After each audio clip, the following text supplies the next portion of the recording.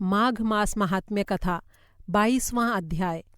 इस अध्याय में आप सुनेंगे केरल देश के निवासी वसु नामक ब्राह्मण का धार्मिक कृत्यों से विमुख रहना, माता पिता, गुरुजनों, आत्मीय स्वजनों को अपने अधार्मिक कृत्यों द्वारा कष्ट पहुंचाना, परिवारजनों द्वारा दुखी होकर उसे घर से निकाल देना, वसु का प्रेत योनि को प्राप्त करना और एक महात्मा से साक्षात्कार होने पर वसु का उनसे अपने उद्धार की प्रार्थना करना। इतनी कथा सुनाकर महर्षि वशिष्ठ ने महाराजा दिलीप से कहा, विष्णु भक्त देव इति के मुख से तीर्थराज प्रयाग का दिव्य चमत्कारी पुण्य प्रभाव सुनकर और केरल देश के रहने वाले ब्राह्मण वसु की मुक्ति प्राप्त करने के बारे में सुनकर पिशाच ने उनसे प्रश्न किया, हे महात्मने, केरल देशवासी उस ब्राह्मण को किस प्रकार तथा किस युक्ति से ये मुक्ति प्राप्त हुई थी, ये प्रकरण मैं आपसे शुरू से अंत तक सुनना चाहता हूँ। कृपा करके इसे पूरा विस्तार से मुझे सुनाने का कष्ट कीजिए। पिशाच के प्रश्न को सुनकर महात्मा देव इति ने कहा, हे पिशाच, बड़े ही प्राचीन काल की बात है। केरल प्रांत में वसु नाम का एक वेदगामी ब्राह्मण निवास करता था। सारे शास्त्रों को जानने वाला, वेदों का मर्मज्ञ वो ब्राह्मण वसु वैसे तो एक विद्वान ब्राह्मण था, लेकिन उसके कार्य पूरी तरह से अधार्मिक और अनीति से भरे थे। वो कभी भी दान, जप, तप, यज्ञ, हवन, ईश्वर भक्ति इत्यादि कोई भी धार्मिक कृत्य कभी नहीं करता था। ना ही वो अपने माता पिता और गुरुजनों का आदर करता था और ना ही उनकी सेवा करता था। मन और विचारों से वो पूरी तरह अधार्मिक था। उसके ऐसे अधार्मिक और अत्याचारी कार्यों से उसके स्वजन, संबंधी, माता पिता और गुरुजन इत्यादि सभी बेहद दुखी रहते थे। उन्होंने उसे सुधार कर सन्मार्ग पर लाने के लिए अनेकों प्रयास किए, लेकिन उन्हें सफलता नहीं मिली। तब सबने मिलकर आपस में विचार किया और उसकी सारी संपत्ति उससे छीनकर उसे घर से निष्कासित कर दिया। इस प्रकार अपने ही परिवार से बहिष्कार होने के बाद और घर से निकाल दिए जाने के बाद वसु पूरी तरह से असहाय, दुखी और निर्धन होकर देश देश व प्रांत प्रांत भटकने लगा। निर्धनता, असहायता और एकाकीपन से अब वो दिन रात व्याकुल और दुखी रहने लगा। भूख प्यास का कष्ट भी अब दिन रात उसे सताने लगा। वो जहाँ कहीं भी जाता वहीं ये सारे दुख उसे घेर कर त्रास देने लगते। उसके दुखों की कोई सीमा नहीं थी और कोई अंत नहीं दिखाई देता था। इस प्रकार देश देश में भटकते हुए वो किसी प्रकार विंध्य पर्वत पर जा पहुंचा। वहां भी दुखों और कष्टों से उसे छुटकारा नहीं मिला। क्लांति, असहायता और भूख प्यास से व्याकुल रहते हुए इसी बीच वो अकाल के संकट से भी घिर गया और उसी बीच एक दिन मृत्यु को प्राप्त हुआ। दुर्भाग्यवश उसका अंतिम संस्कार भी धार्मिक रीति से संपन्न नहीं हो पाया और इस प्रकार ब्राह्मण वसु की मृत आत्मा को सद्गति नहीं मिल पाई। उसके कर्मफल भी दूषित थे और उसका अंतिम संस्कार भी नहीं हो पाया। इसके परिणाम स्वरूप उसे प्रेत योनि को ग्रहण करना पड़ा। तब ब्राह्मण वसु की मृत आत्मा प्रेत योनि में जाकर वहीं विंध्य पर्वत पर रहने लगी। अपने कर्मफल के कारण प्रेत योनि में भी वसु का जीवन और भी दुखदायी और कष्टों से भरा था। अब वो प्रेत योनिधारी ब्राह्मण वसु शीत, ग्रीष्म, हर ऋतु में भूख, प्यास और पीड़ा से बड़ा ही व्याकुल और व्यथित रहने लगा। वो हमेशा दुखी होकर लंबी लंबी सांसें लेता हुआ जहाँ तहाँ हाय हाय करता हुआ भटकता रहता था। उसे रंच मात्र भी सुख शांति नहीं थी। दिन रात वो व्याकुल और पीड़ित रहता था।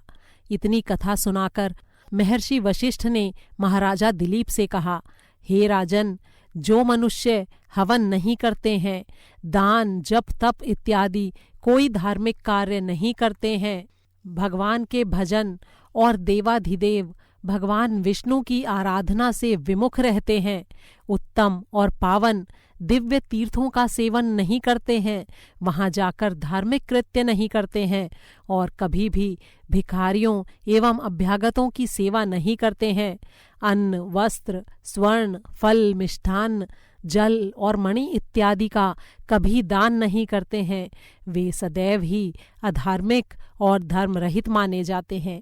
ऐसे मनुष्यों को क्रियाभ्रष्ट तथा कृत्यहीन समझना चाहिए। ऐसे कार्य करने वाले मृत्यु के पश्चात नरक की यातना तो भोगते ही हैं और इनका जन्म भी जब होता है तो इन्हें भूत, प्रेत, राक्षस, पिशाच और कीट पतंगों की योनि ही प्राप्त होती है। इसलिए स्वर्ग और मोक्ष और सद्गति की इच्छा रखने वालों को सदैव ही शास्त्रों एवं धर्म द्वारा आदेश किए गए अच्छे कार्यों को ही करना चाहिए। सभी पापों से बचकर रहना चाहिए। दान, यज्ञ, जप, तप करना चाहिए। तीर्थ यात्रा, हरि कीर्तन और अतिथियों की सेवा करते हुए, पाप कर्मों से बचते हुए हर समय शुभ कामों में लगे रहना चाहिए। कोई भी मनुष्य अपने किए हुए कर्मों के फल से अपनी रक्षा नहीं कर सकता। उसे अपने किए हुए कर्मों का फल अवश्य ही भोगना पड़ता है। धर्मशास्त्रों ने कहा है कि मनुष्य को अपने द्वारा किए गए शुभ और अशुभ कर्मों का फल करोड़ों योनियों में भी जन्म लेकर आखिरकार भोगना ही पड़ता है। इसलिए ब्राह्मण, क्षत्रिय, वैश्य और शूद्र इन चारों ही आश्रमों में रहकर जीवन यापन करने वाले मनुष्यों को सदैव ही धार्मिक कृत्यों में लगे रहना चाहिए।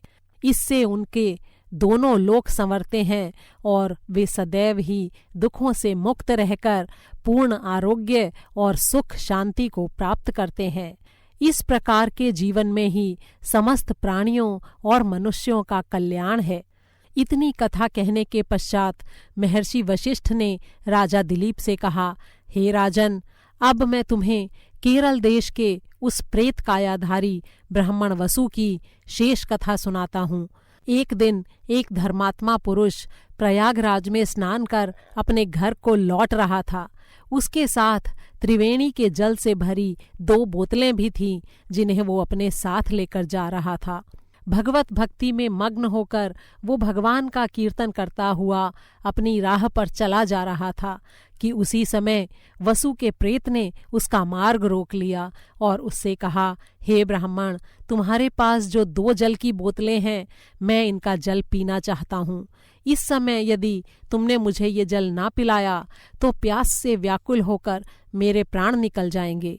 प्रेत का ऐसा आग्रह सुनकर उस महात्मा ने प्रेत से पूछा, घोर दुखों से दुखी, क्लांत, निर्बल, मलिन और वस्त्र रहित हे प्राणी, तुम कौन हो? तुम्हारे इस कमजोर जर्जर शरीर में ऐसा लगता है कि केवल प्राण ही बाकी हैं, अन्यथा तुम अत्यंत दुखी और दुर्बल प्रतीत होते हो। तुम्हें देखकर मुझे भय होता है। तुम्हारा शरीर धुएं के समान काला क्यों है? तुम्हारे पैर भूमि पर क्यों नहीं ठहरते हैं? तुम मुझे अत्यंत ही दुखी और अमानवीय दशा से ग्रस्त दिखाई देते हो।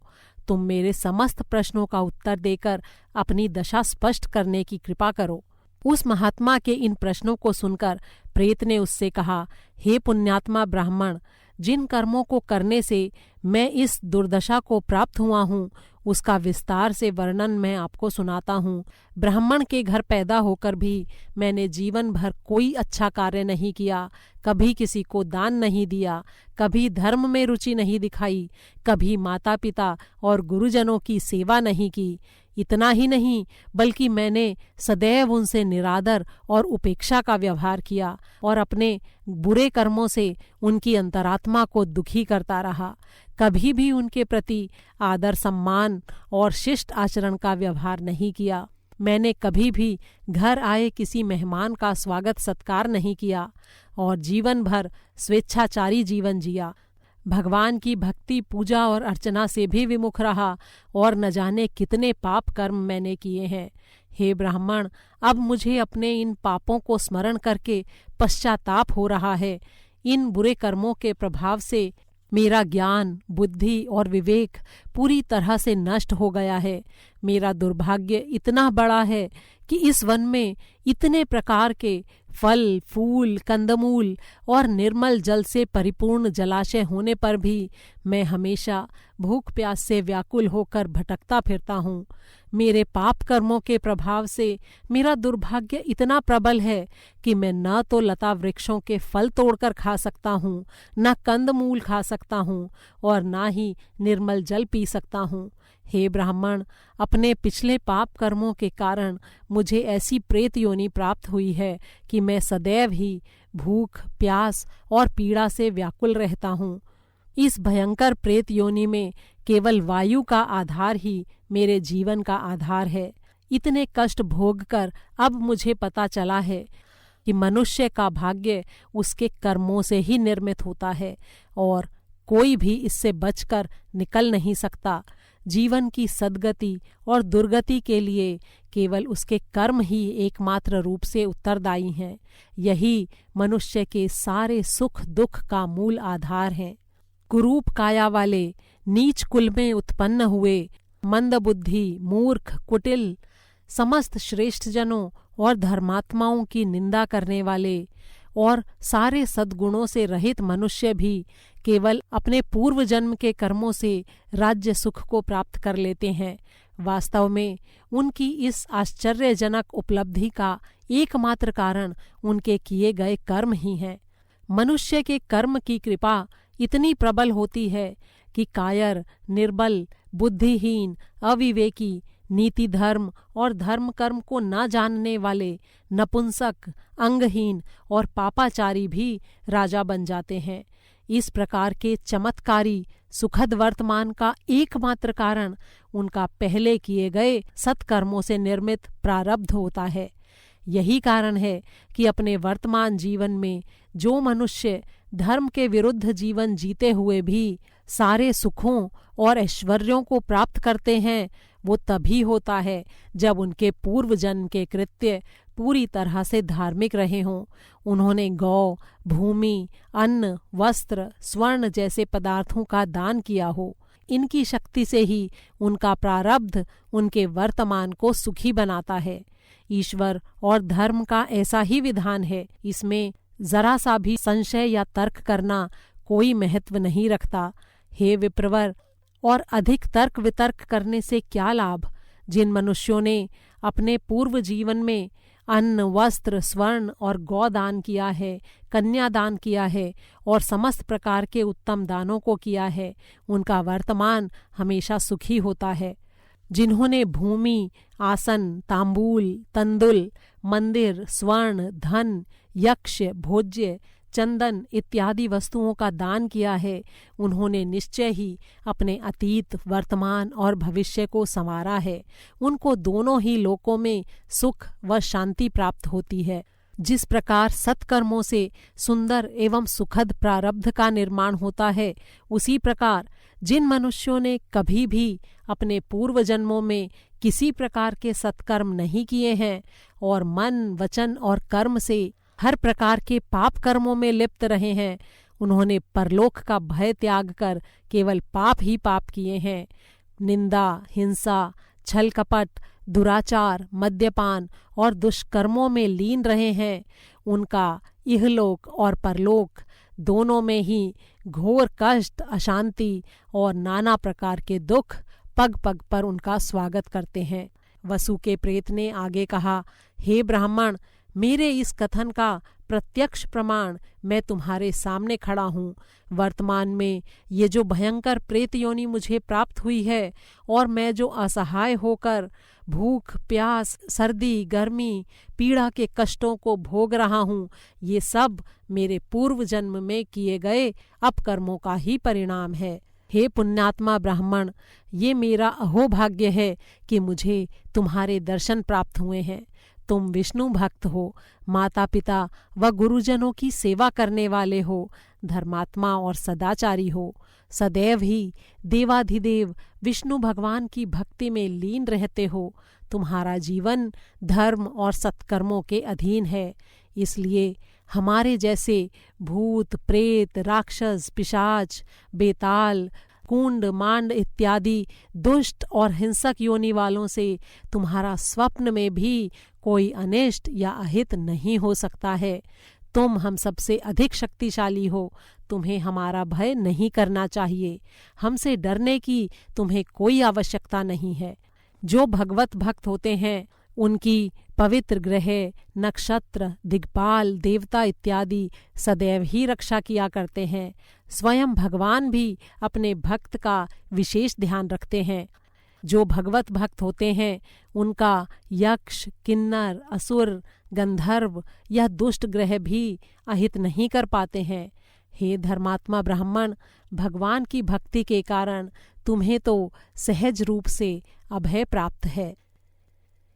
इति श्री माघ मास महात्म्ये भाषा टीकायां 22वां अध्यायः संपूर्णम्। 22वां अध्याय समाप्त हुआ।